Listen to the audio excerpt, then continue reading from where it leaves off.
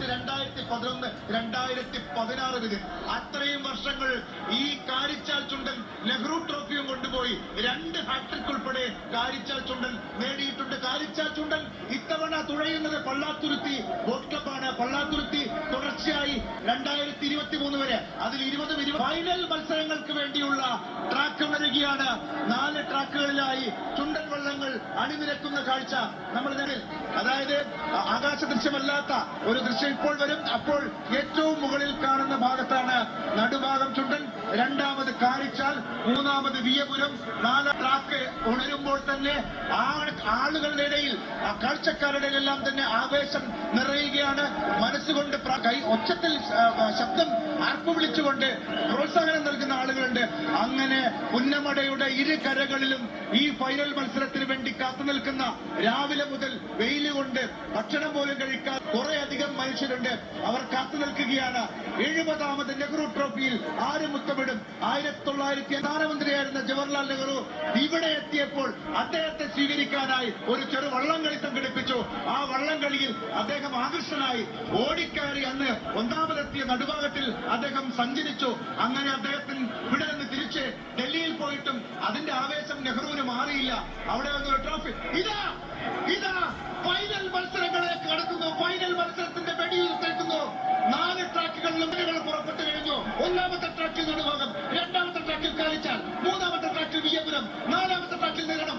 ഇഞ്ചോടിഞ്ച് പോരാട്ടം. ഇതിൽ 70ാമത് നെഹ്റു ട്രോഫി പണ്ഡിറ്റ് ജവഹർലാൽ നെഹ്റുവിന്റെ കയ്യൊപ്പ് ചാർത്തിയ ആ വെള്ളിക്കപ്പിന് വേണ്ടിയുള്ള പോരാട്ടം അത് തുടങ്ങി കഴിഞ്ഞിരിക്കുന്നു. പുന്നമടയെ ത്രസിപ്പിച്ചുകൊണ്ട് വള്ളംകളി രംഗത്തെ ആസ്വാദകരെ പുന്നമടയേക്ക് ആവാഹിച്ചുകൊണ്ട് 4 ദേവരാജാക്കന്മാർ കടന്നു വരികയാണ്. പ്രിയമുള്ളവരെ, 1ാം ട്രാക്കിൽ നടുഭാഗം കുമരകം ടൗൺ ബോട്ട് ക്ലബിന്റെ നടുഭാഗം, 2ാം ട്രാക്കിൽ എവർഗ്രീൻ പള്ളാത്തുരുത്തി ബോട്ട് ക്ലബിന്റെ കാരിച്ചാൽ, 3ാം ട്രാക്കിൽ വില്ലേജ് ബോട്ട് ക്ലബ് കൈനകരിയുടെ വിയപുരം, 4ാം ട്രാക്കിൽ നിരണം വള്ളം. ആരാണ് മുന്നിലെന്ന് ഇവിടെ നിന്ന് നോക്കുമ്പോൾ ഒരിക്കൽ പോലും പറയാൻ കഴിയാത്ത തരത്തിലേക്ക് അവരങ്ങനെ മുന്നേറുന്ന ഒരു കാഴ്ച. വിയപുരത്തിനൊരു ചെറിയ എറ്റുണ്ടോ? 3ാം ട്രാക്കിൽ വിയപുരത്തിനൊരു ചെറിയ മുന്നേറ്റമുണ്ടോ? അല്ല. 4ാം ട്രാക്കിൽ നിരണം. അബ്ജോദ് 4ാം വിയപുരവും തമ്മിൽ ഗംഭീര പോരാട്ടം. കോട്ടപ്പുറത്ത് കാരിച്ചാൽ ചുണ്ടനും കുതിച്ചു കയറി വരുന്നുണ്ട്. ഇല്ല, ഒരിക്കൽ പോലും പ്രവചിക്കാൻ കഴിയാത്ത തരത്തിലേക്കുള്ള മത്സരമാണ് നടക്കുന്നത്. അത് പള്ളാത്തുരുത്തി ജയിച്ചാൽ ഇത് പള്ളാത്തുരുത്തി തുടർച്ചയായ 5ാം ജയം. പള്ളാത്തുരുത്തിയുടെ ആകെ മൊത്തം കണക്കിൽ ഇത് 7ാം ജയം. അത്രയേറായി തുടരുകയാണ്. പള്ളാത്തുരുത്തിയുടെ വിജയഗാഥയെന്ന് തെളിയിക്കേണ്ടി വരും. ഇത് മത്സരത്തിന്റെ ആവേശം നോക്കൂ. ഇഞ്ചോടിഞ്ച് പോരാട്ടം. 1 ഇഞ്ച് വ്യത്യാസമില്ലാതെ കടന്നു പോവുകയാണ് വള്ളങ്ങൾ. 1ാമത്തെ നടുഭാഗം അല്പം പിറകിലാണെങ്കിലും കാലിച്ചാലും വിയപുരവും നിരണവും വിട്ടുകൊടുക്കുന്നില്ല. പോരാട്ടം. പുന്നമട സാക്ഷ്യം വഹിച്ചിട്ടുണ്ടോ? ഇത് കാരിച്ചാലാണോ? ഇത് നടുഭാഗമാണോ? നിരണമാണോ? വിയപുരമാണോ? ഒരൽപ്പം പിന്നിലാണ് കുമരകം ടൗൺ ബോട്ട്. ഇല്ല, വിട്ടുകൊടുക്കാൻ തയ്യാറല്ല വിയപുരം. ബൈജു കുട്ടനാടിന്റെ താളമോ? ബൈജു കുട്ടനാടിന്റെ തന്ത്രമോ? ബൈജു കുട്ടനാടിന്റെ തന്ത്രമോ? അല്ല. ഇത് മനോജ് പത്തുനങ്കിന്റെ തന്ത്രമാണ്. മനോജ് പത്തുനങ്കിൽ 11ാമത്തെ നെഹ്റു ട്രോഫിക്ക് ഇറങ്ങുന്ന വള്ളംകളി രംഗത്തെ ആശാൻ മനോജ് പത്തുനങ്കിൽ ആ തിറമുറി ഇറങ്ങുമ്പോ ആ തോർത്തുന്ന കരക്ക് വീശും. ആ ട്രംപറ്റിന്റെ താളമെന്ന് ഓർക്കും. അത് വരുൺ ശർമ്മയുടെ കാതിലേക്ക് പതിക്കും. ആ വരുൺ ശർമ്മയുടെ കാതിൽ നിന്നത് ഗണേഷ് കാർത്തികേയന്റെ കാതിലേക്ക് ആവാഹിക്കും. അങ്ങ് 1ാം അമരം നിൽക്കുന്ന പ്രസന്നൻ പങ്കായം വന്ന് കുത്തിയറിയും. വിയപുരത്തെ താളം. അതിനപ്പുറത്ത് സുനിൽ കൈനകരി വള്ളംകളിയിൽ ഒരു അമരക്കാരനായി വന്ന് താളക്കാരനായി മാറിയ സുനിൽ കൈനകരിയുടെ നിരണം നോക്കൂ. തിറമുറയിറങ്ങി വള്ളം തിറമുറയിറങ്ങിയിരിക്കുന്നു. വള്ളംകളിയുടെ ഗതി നിർണ്ണയിക്കുന്ന തിറമുറി പിന്നിട്ടിരിക്കുന്നു. പള്ളാത്തുരുത്തി അല്പം മുന്നിലാണ് മനോജ് പത്തുനങ്കിൽ. അതാ ആ തോർത്തെടുത്തു. എന്തൊരു ചന്തം ഇത് നോക്കണേ. കടിച്ച് കേറിവാ മക്കളെ എന്ന് പള്ളാത്തുരുത്തിക്ക് 2 കരകളിൽ നിന്നും ആളുകൾ ആവേശം കൊടുക്കുകയാണ്. നിരണമാണോ? അല്ല കാരിച്ചാലാണോ? കെട്ടിവീശി ഒന്ന് കേറിവാ. നിന്റെ ആരാധകരുടെ നിന്നെ കാത്തിരിക്കുന്നു.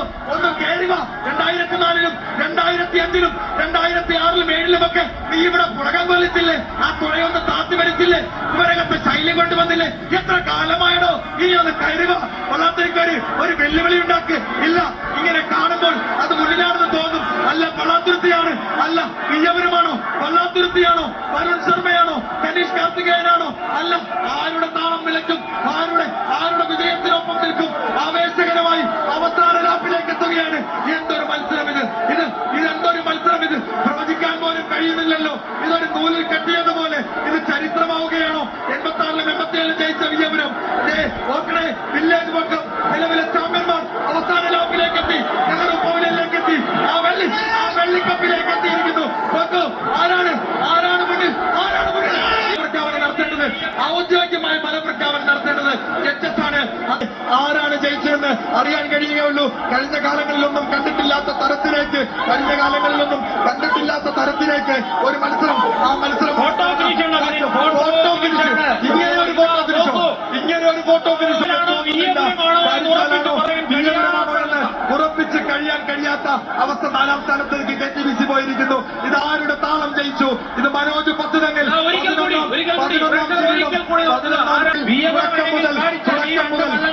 നിമിഷാർത്ഥങ്ങളുടെ വ്യത്യാസത്തിൽ ഫിനിഷ് ചെയ്തിരിക്കുന്നു.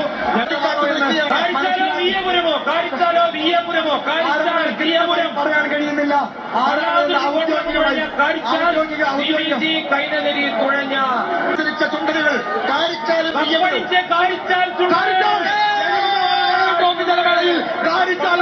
കാരിച്ചാൽ വള്ളം പള്ളാത്തുരുത്തേക്ക് 0.5 മൈക്രോ സെക്കൻഡിന്റെ പോലും വ്യത്യാസമില്ലാതെ 0.5 മൈക്രോ സെക്കൻഡിന്റെ പോലും വ്യത്യാസമില്ലാതെ കാരിച്ചാൽ ചുണ്ടൻ 1974-ൽ FPC ചെന്നങ്ങടിയിൽ നിന്ന് തുടങ്ങിയ ആ കപ്പിന്റെ പോരാട്ടം, ആ വിജയത്തിന്റെ പോരാട്ടം 1984-ൽ PT ഉഷയ്ക്ക് ലോസ് ആഞ്ചലസ് ഒളിമ്പിക്സിൽ ഒരു മെഡൽ നഷ്ടപ്പെട്ടതിനേക്കാൾ അത്ര പോലും സമയമില്ലാതെ, അത്ര പോലും സമയത്തിന്റെ വ്യത്യാസത്തിൽ വിയമപുരത്തിന് പുറകിലേക്ക് പോകേണ്ടി വന്നിരിക്കുന്നു.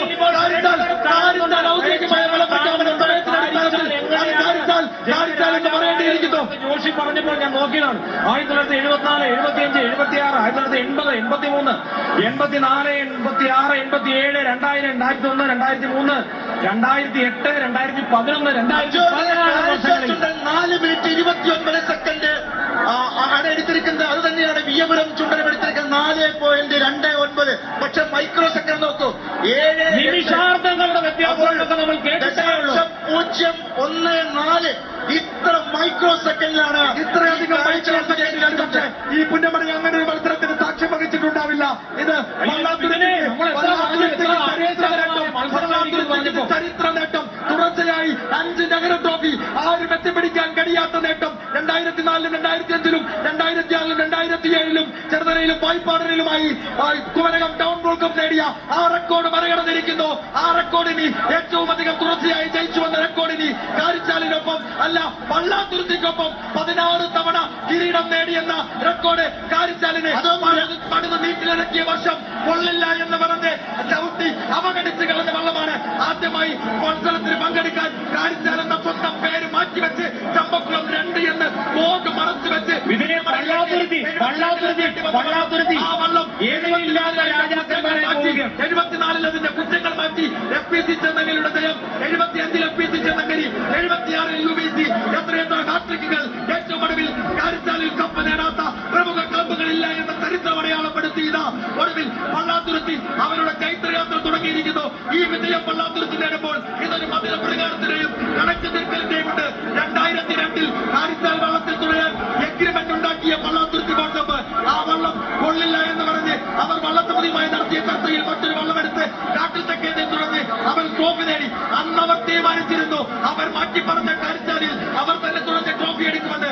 ആ പ്രതികാരം വീട്ടിലാണ് കോയിൽമുക്ക് നാരായണാചാരി ഉളികുത്തി പണിത ആ വള്ളം 2023-ൽ ഇളയ മകൻ താപു നാരായണാചാരി ഉളികുത്തി ഇടത്തോട്ടുള്ള ആ ചെരിവൊന്ന് മാറ്റി, ഇടത്തോട്ടുള്ള തെളിവ് മാറ്റി, കൂമ്പുമുഖനൊന്ന് അടിയമൊരൽപ്പം പൊക്കി, വെളിത്തടിയുടെ പുറകിൽ ഒരൽപ്പം താഴ്ത്തി ആ വള്ളം ഒന്ന് കഴിഞ്ഞ സെപ്റ്റംബർ 8-ന് പൂർത്തിയാക്കിയ കാരിച്ചാൽ വള്ളം അജയ്യരായി 16ാമത്തെ ട്രോഫിയുമായി മുന്നോട്ട് പോവുകയാണ്.